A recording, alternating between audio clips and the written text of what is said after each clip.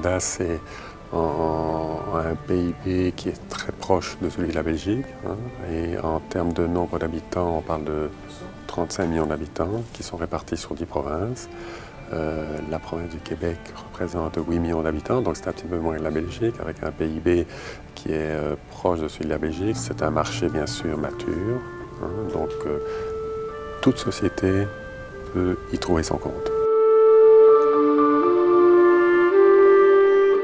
Bien sûr, il y a des secteurs qui sont plus des secteurs porteurs, qui sont des secteurs haute technologie, à commencer par l'aéronautique. Un autre secteur important, c'est bien sûr les biotech pharma, où je dirais qu'il y avait une très grande concentration de centres de recherche de toutes les sociétés internationales qui étaient présentes à Montréal.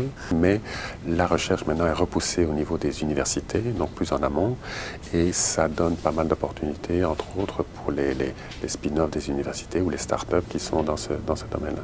Alors, en termes d'infrastructure, il y a eu un déficit de maintenance les 30 dernières années, ce qui veut dire qu'il y a pas mal de chantiers qui se font pour rénovation des infrastructures publiques, tout ce qui est pont, route. Il y a d'ailleurs le fameux projet du pont Champlain, donc le remplacement du pont Champlain qui va se faire d'ici 2018 en principe, et qui est un énorme chantier.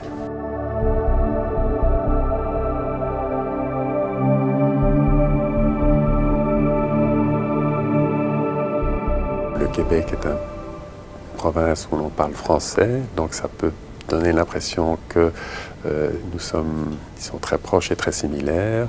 Il faut quand même faire un petit peu attention parce que ce sont quand même des Nord-Américains qui parlent français.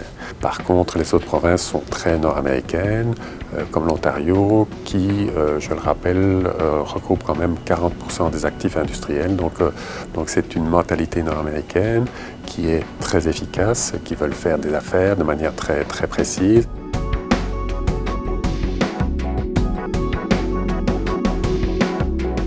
On ne peut pas dire qu'on s'installe comme on s'installerait en Europe, qui est un territoire, un marché unique avec des facilités, je dirais, de transport. C'est quand même un pays énorme. Entre Montréal et Vancouver, il y a à peu près 5000 km. Donc c'est certainement un défi important. D'autant plus que je dirais aussi la densité de la population n'étant pas très élevée, les marchés sont très dispersés. Il y a le CETA, le CETA qui est le nouvel accord global, économique global entre le Canada et l'Union européenne, et qui devrait produire ses premiers effets le jour où on éliminera les barrières non tarifaires, qui sont un petit peu la réglementation, qui, je dirais, rendent un peu plus difficile l'accès au marché. Et ça va encore prendre quelques années. Donc, il faudrait espérer que dans les années 2017-2018, ça pourra se faciliter.